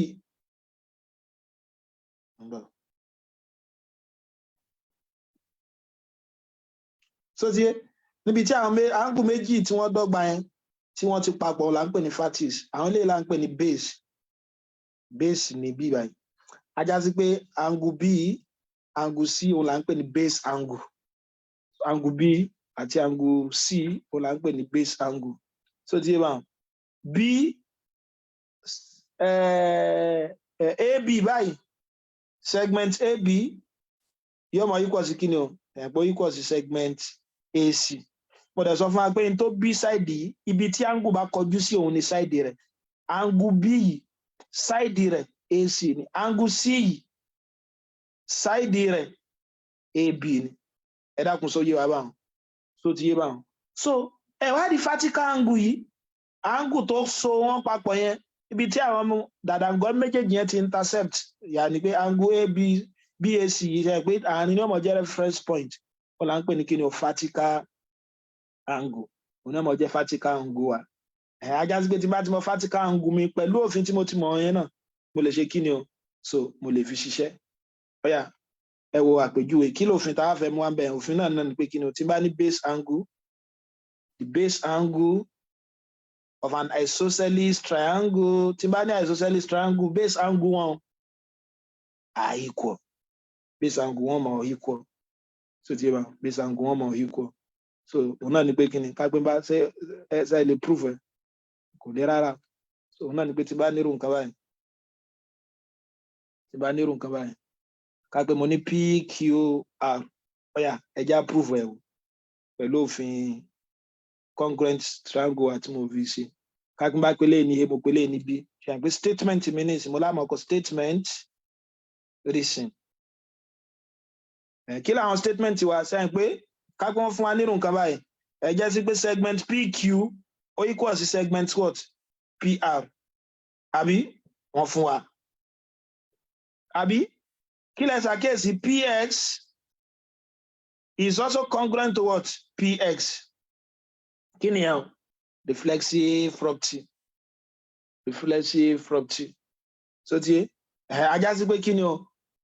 QX so ti kápẹ́ mo ní x mi báyìí ajá sí pé QS òun náà mọ equal sí kí ni o SR yàní midpoint tẹ́lẹ̀ bá jẹ́ midpoint àwọn méjèèjì so ti ajá sí pé wọ́n mọ̀ sí kí ni o yóò mọ̀ dọ́gba tí a mọ̀ sí kí ni RHS so ti tàbí ká pé ní midpoint theorem ajá sí pé a lè sọ ẹ̀wọ̀ eléyìí nísìn angle kan ní báyìí nísìn kí ni mo sọ so eléyìí nísìn ẹ̀gbá angle yẹn léléyìí báyìí so ti RHS léléyìí báyìí ẹ rí pé angle náà wọ́n ti fún wa ní pé angle Q is equal to QR wọ́n fẹ́ ká prove ẹ mọ́ wọ̀rí ṣe pé a fẹ́ prove pé baseline wọ́n mọ̀ equal ẹ rí pé kí lẹ lè ṣàkíyèsí mo ti ní triangle yìí o mo ti ní angle mo ti ní midpoint ẹ jẹ́ ń lo midpoint fún common of ìdàrú so ti tẹ bá fẹ́ lo midpoint yẹn náà lè lo right angle náà torí mo ti mọ̀ pé léyìí so ti hypotenuse ni hypotenuse lélẹ̀ but ẹja lo QS àti SR midpoint mo ṣàlàyé lẹ́ẹ̀kan ẹ pé angle méjì ti papọ̀ àbí kanu méjì ti papọ̀ a sì ti ní right angle tí ó mọ̀ fún wa ní hypotenuse náà ajá sí pé mo lè sọ pé kí ni o triangle PQX is congruent to what triangle what PSR àbí ká pè ní PRS ìtẹ́wá wò sí so ti PRX so because ilé ọmọ jẹ́ reference point from PQX PRX so a máa sọ pé kí ni ó wà congruent kí la fi mọ̀ SAS tàbí ká pè ní RHS wa so ti tọ́ra ní side méjì àdẹ̀ ní angle kan àwọn angle yẹn dẹ̀ ṣe kí ni ó wà in between wọn so ìgbà tí mo ti lè rí establish pé àwọn méjèèjì wà congruent ajá sí pé angle yìí òun náà máa ṣe kí ni yóò máa wà congruent sí eléyìí tàbí ní QR yóò máa jẹ́ angle Q yóò máa equal sí angle R kí wọ́n fún wa lápẹẹrẹ kan ká fi parí rẹ̀ ká gbọ́n fún wa nírú nǹkan báyìí ká lè lò fún yẹn mo ní irú triangle báyìí o so nínú triangle yẹn a nírú nǹkan báyìí wọ́n ti nírò kan báyìí eléyìí jẹ́ a eléyìí jẹ́ e wọ́n á ní méjèèjì wọ́n dọ́gba pẹ̀lú eléyìí wọ́n á ní 37 degree eléyìí jẹ́ d eléyìí jẹ́ b wọ́n á ní find AED wọ́n ní find angle AED yàní angle yìí wọ́n fẹ́ ká wà bó la ṣe wà kò lé rárá o kò lé rárá o ẹ rí pé kí ni wọ́n fún wa ká pé eléyìí jẹ́ c wọ́n fún wa ní angle BDC ẹ náà wọ́n fún wa ní angle BCD àbí wọ́n fún wa láńgù eléyìí ẹ dẹ̀ mọ́ gbàgbé igbe angle yìí báyìí ẹ wo sáìdì rẹ̀ ni tó ti wà angle eléyìí náà sáìdì rẹ̀ dà sáìdì ajá sí pé sáìdì àwọn méjèèjì yọ dọ́gba tí sáìdì àwọn méjèèjì bá dọ́gba angle wọn náà mọ dọ́gba ń gbọ́ àyètúmọ̀ ní pé isosceles triangle ni mo ní isosceles triangle sáìdì méjì yọ dọ́gba tí sáìdì méjì bá ti yọ dọ́gba angle wọn náà mọ ṣe kíni o angle wọn náà mọ dọ́gba ajá sí pé angle d ń bíbà yìí náà yóò mọ yípo sí angle c ń bíbà yìí tó ti yé pẹ̀lú òfin eléyìí tá a ti kọ́ yẹn pé base angle ó mọ wà equal tó ti yé báwọn so base angle ó mọ equal tẹ́lẹ̀ bá ti jẹ́ 37 degree báyìí ajá sí pé angle BDC mi náà angle BDC mi yóò mọ jẹ́ 37 degree kí ló fi yẹn base angles of isosceles triangle tó ti yé so isosceles triangle BCD ẹgbẹ́ base angle ni òun délé yìí tó ti base angle ni eléyìí báyìí àti eléyìí báyìí tó ti kí lẹ ṣàkíyèsí fatis wọn níbo làwọn méjèèjì ti papọ̀ tó ti wà níbo làwọn méjèèjì ti papọ̀ ẹgbẹ́ angle kan lélẹ̀ yìí angle BCD tó ti wà BCD yàní angle yìí tó ti wà gbọ́dọ̀ tún ní kíni o angle kíni o angle BDC so ti yé so fatis wọn tàbí tí mo ń gbìyànjú láti sọ lédè kúkúrú ni pé so tí a bí méjèèjì ṣe bó ṣe dọ́gba báyìí so eléyìí náà mọ̀ jẹ́ 37 degree pẹ̀lú base angle so ajá sí pé tẹ́lẹ̀ náà bá jẹ́ 37 degree kí lẹ lè sọ nípa ẹlẹ́ẹ̀kẹta yìí a ti mọ̀ pé sum of angle in a triangle 180 degree ló jẹ́ náà ajá sí pé angle CBD mi ti ń ṣe léyìí tí n bá fẹ́ wá kò lé rárá o nígbà jẹ́ pé angle mẹ́ta nínú triangle ó gbọ́dọ̀ mọ jẹ́ 180 mo sì ti mọ méjì ń bẹ kí lẹ́lẹ́kẹ̀tọ́ mọ jẹ́ 180 minus ìròpọ̀ àwọn méjèèjì 37 degree plus 37 degree kí dẹ̀ ni òfin eléyàn sum of angle in a triangle so ajá sí pé wọ́n mọ jẹ́ kí ni 180 degree minus 74 degree yóò mọ jẹ́ kí ni 106 ajá sí pé 106 lélẹ́yìí ọ̀yà ìgbà tá a ti mọ̀ yẹn ta ni wàá sọ ti dàdà nǹkan bí méjèèjì yóò jẹ́ báwọn ta ni ó sọ ti ilé yóò jẹ́ báyìí ẹ mọ́ dẹ́ gbàgbé òfin kan náà tá a mọ̀ nígbà pé exterior angle lélẹ́yìí báyìí so exterior angle lélẹ́yìí tàbí tẹ́ bá fẹ́ da yín láàmú gan ṣe é pé mo lè wé léyìí ṣe é pé exterior angle yín báyìí ká tó wá exterior angle ni mo ti mọ̀ pé lè jẹ́ 106 ṣe é pé mo lè wá side yìí náà ṣe é pé side yìí ó wọ́n mọ̀ form straight line ajá sí pé triangle tàbí angle ABP mi yóò mọ̀ jẹ́ 180 degree minus what 106 degree kí ni 180 degree minus 106 74 so ti yé bá bó la ṣe mọ̀ pé ilé yóò jẹ́ 74 torí ṣàǹpé right angle ilé méjèèjì gbọ́dọ̀ jẹ́ 180 degree kọ angle on a what angle on a straight line ọ̀yà mo ti mọ̀ pé ilé náà ti jẹ́ 74 báyìí o mo ti mọ̀ pé ilé jẹ́ 74 bó ti yá bá ẹ má bínú ìbéèrè wọ́n fún wa ní 30 mi báyìí níbi question yẹn gangan so wọ́n fún wa ní 30 so eléyìí ti jẹ́ 74 báyìí bó mo ṣe fẹ́ mọ e mi báyìí ajá sí pé angle AED ṣe rántí òfin tẹ́lẹ̀ lò AED bẹ́ẹ̀ pé interior angle lélẹ́yìí adẹ̀ ní exterior mi adẹ̀ sọ pé kí ni o sum of two opposite interior angle yóò mọ equal sí exterior angle ajá sí pé mo lè sọ pé kí ni 30 degree plus 74 which is equal to 104 kí ló fi yẹn exterior angles theorem ẹ dákun ẹ di àwọn òfin mẹ́tẹ̀ẹ̀ta yẹn mú so àwọn òfin yẹn òun dẹ̀ fi mọ́ ṣiṣẹ́ kí lófin aláwọ̀kọ́ so ti sum of angle in an interior angle ó jẹ́ 180 degree òfin ẹlẹ́ẹ̀kejì òun náà ní pé kí ni o so exterior angle mi so tí n bá ní triangle tí n bá ní exterior angle tẹ́lẹ̀ jẹ́ A tẹ́lẹ̀ jẹ́ B tẹ́lẹ̀ jẹ́ C tí n bá ní exterior angle D ajá sí pé D mi ó máa papọ̀ mọ́ kí ni o A plus B so ti inú òfin náà ni pé A plus B plus C yóò máa jẹ́ 180 degree òfin kẹta ni pé tí n bá ní isosceles triangle so ti yé mi báwọn base angle wọn yóò máa ṣe kí ni o yóò máa wà congruent base angle wọn máa wà congruent wọn máa equal so ti yé báwọn wọn máa equal so ìjẹ́ tẹ́lẹ̀ yẹn báyìí wa a máa dúró ní orí triangle báyìí so tó bá di ọ̀la lágbára Ọlọ́run bá a máa tẹ̀síwájú ní eré quadrilateral adúpẹ́ pọ̀ fún àti adarapọ̀ mọ́ mi mọ̀ bóyá rẹ tó bá ní ìbéèrè kan àbí ìbéèrè mìíràn so ìgbà tí ò sí ìbéèrè pẹ̀lú ògo Ọlọ́run bá a máa dúró síbí báyìí a dẹ̀ mọ̀ tẹ̀síwájú lọ́la lágbára Ọlọ́run bá ẹ ṣé púpọ̀ tí ẹ darapọ̀ mọ́ wa ó dàárọ̀.